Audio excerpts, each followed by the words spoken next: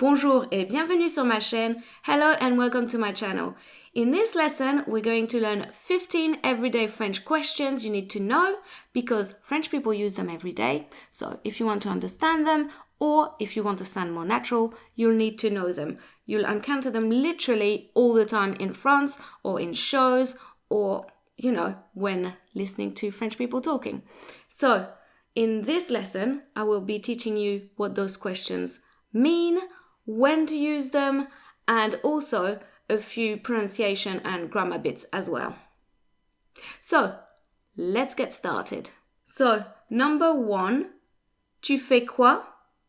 Tu fais quoi? What are you doing? And literally, word for word, it means you do what? You do what? But, in English it has like that little connotation of like, you do what? But in French it doesn't have that. That is the way they ask it. Tu fais quoi? What are you doing? Now, it does use quoi, and questions that use quoi are usually informal, but everyday questions would be informal because they're mostly between friends and family. But if you want your question to sound a little bit more neutral, you can use qu'est-ce que instead. Now, if you use qu'est-ce que, it needs to be at the beginning of your question. Qu'est-ce que tu fais? Qu'est-ce que tu fais? What are you doing? And if you use quoi, it needs to go after the verb. Tu fais quoi? What are you doing?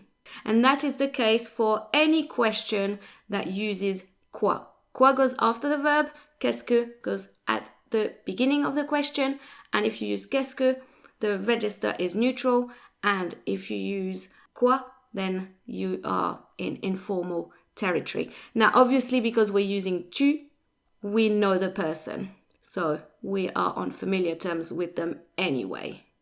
So, the choice is yours. Qu'est-ce que tu fais? Tu fais quoi? Both mean what are you doing? So, for example, qu'est-ce que tu fais ce week-end? Qu'est-ce que tu fais ce week-end? What are you doing this weekend? Je vais au cinéma. Je vais au cinéma. I'm going to the cinema. Now, if someone is leaving and you need to know what time they'll be coming back, you can ask, tu rentres à quelle heure? Tu rentres à quelle heure? What time are you coming back? Anytime you want to ask at what time something will be taking place or something took place, you need to use à quelle heure, which literally means at what time.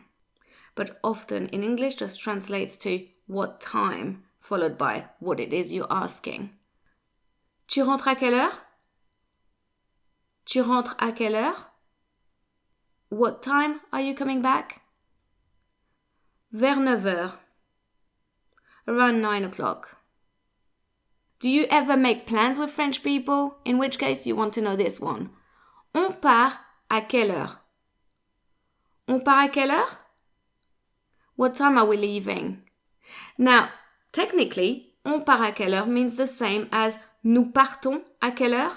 They both mean what time are we leaving, but it's much more natural in French to use on instead of nous, especially in speech, and even more so in informal settings. So if you're just having a casual conversation, always use on instead of nous, because it's much more natural.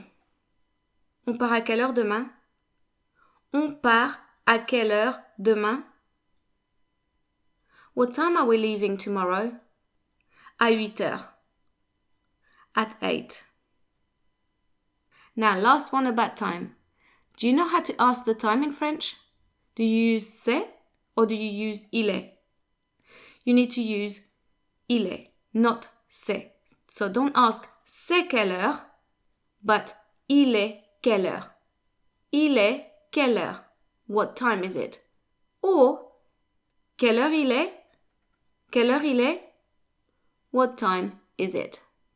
Same when actually answering the question, you want to use il est, not c'est. Il est 7 heures, for example. Quelle heure il est? What time is it? Il est 7 heures. It's 7. So when talking about the time it currently is, we use il instead of what you might think would be more logical if you are an English speaker, the C apostrophe. That is incorrect. Well, the same goes about the weather. When asking about the weather or when saying what the weather is like, you use il as well. Il fait is what we use to talk about the weather. We use it for loads of phrases to do with the weather. So how do you ask, what's the weather like? Il fait quel temps? Il fait quel temps? What's the weather like? Now that is one you need to learn by heart because you really cannot translate it word for word. It's just one of those like ready-made questions that really you just can't guess. You just have to learn it. Il fait quel temps? What's the weather like? Il fait beau? It's nice. Il fait chaud? It's hot. Il fait froid? It's cold. See? We use il fait a lot when talking about the weather. Il fait quel temps aujourd'hui? Il fait quel temps aujourd'hui? What's the weather like today? Il pleut. It's raining. If you are enjoying this video, please click the like button because it will help other French learners find the video, which in turn will also help me. And don't forget to grab my free 7-day email course. The link is in the description. It will get you speaking from day one and it includes things like grammar, pronunciation, vocabulary, conversation, even audio. So check it out. Click on the link in the description. Let's continue with today's lesson. Now, I'm sure this question, whether in French or English, will be very familiar to you if you've got kids. On mange quoi ce soir? On mange quoi ce soir? What are we eating tonight? Literally, we eat what tonight? Again, we're using quoi, which is very informal, and if you want to make it neutral, you can use qu'est-ce instead. Qu'est-ce qu'on mange ce soir? Or on mange quoi ce soir? Both mean what are we eating tonight? On mange quoi ce soir? De la soupe. Oh, encore! That would be my kids. On mange quoi ce soir? What are we eating tonight? De la soupe. Soup. And no, we don't eat soup every night. Next. Tu as faim? Tu as faim? Are you hungry? Now, remember in French, you need to use the verb avoir and not être when talking about physical states. So when you are saying you're hungry, you're cold, you're hot, in English you use to be, but in French you would use to have, avoir. J'ai faim, j'ai soif, j'ai froid. So same goes for the question. Tu as faim? Tu as faim? Are you hungry? And in fact, be prepared to hear t'as faim? T'as faim? Because in speech, French people often omit the U of tu when the next word starts with a vowel. Tu as faim? T'as faim? Are you hungry? For example, tu as faim? Are you hungry? Oui, je mangerais bien quelque chose. Yes, I could eat something. Number 8, which would be an appropriate answer if someone told you that they actually would like to eat something, is tu veux manger quoi? Tu veux manger quoi? What do you want to eat? Now again, we're using quoi, so you could use qu'est-ce que at the beginning of the question instead and say qu'est-ce que tu veux manger? Qu'est-ce que tu veux manger? Tu veux manger quoi? What do you want to eat? Veux comes from vouloir, it's irregular, so if you wanted to conjugate it in the present tense, you would get je veux, tu veux, il veut, nous voulons, vous voulez, ils veulent. Tu veux manger quoi demain midi? What do you want to eat for lunch tomorrow? Du poulet avec des frites. Chicken with chips. That is a very classic thing to eat in France. Another question very much loved by the kiddies is On mange quand? On mange quand? When are we eating? You know, if you're running a little bit late and they're like, oh, I'm so hungry. We love them really, but those questions come back very, very regularly. On mange quand? When are we eating? Oh, vers 6 heures, je pense. Around 6, I think. Now let's have a look at questions to do with daily life and catching up with people. Now imagine you're in France, staying at a friend's house. In the morning, they might ask you, Tu as bien dormi? Tu as bien dormi? Did you sleep well? In this question, we're using the passé composé. It uses the verb avoir in the present tense and then a past participle, which here is the past participle of dormir, meaning to sleep. Tu as bien dormi? Did you sleep well? Oui, très bien. Yes, very well. Next is a question that's particularly useful for small talk or if you spend a day away from somebody. Tu as passé une bonne journée? Tu as passé une bonne journée? Did you have a good day? Technically, the verb passer means to spend time. And this is why it is used in this question, because obviously if we spend a day away from each other, we've spent time. So literally this question means, did you spend a good day? But in English, nobody says that. So it means, did you have a good day? Tu as passé une bonne journée? Did you have a good day?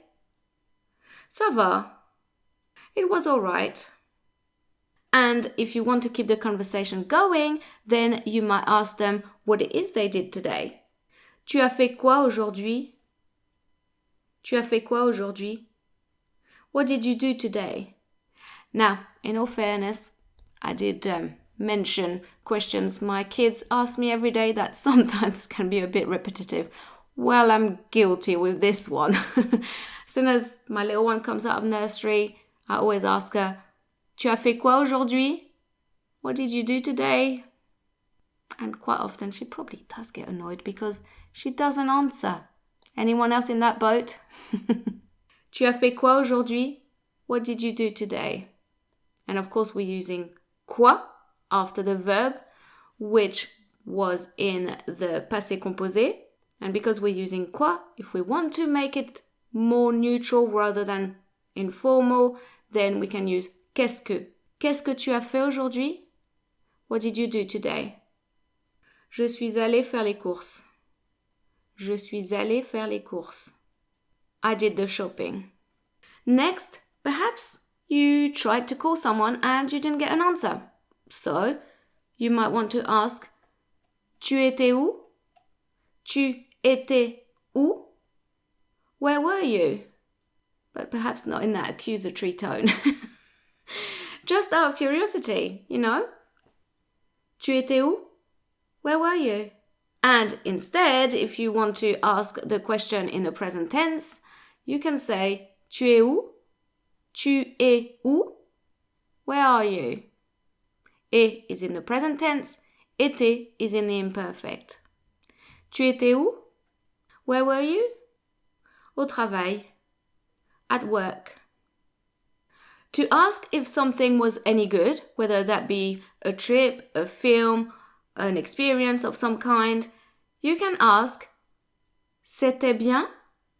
C'était bien? Was it good? Alors ce film, c'était bien? So that movie, was it any good? Oui, c'était génial. Yes, it was great.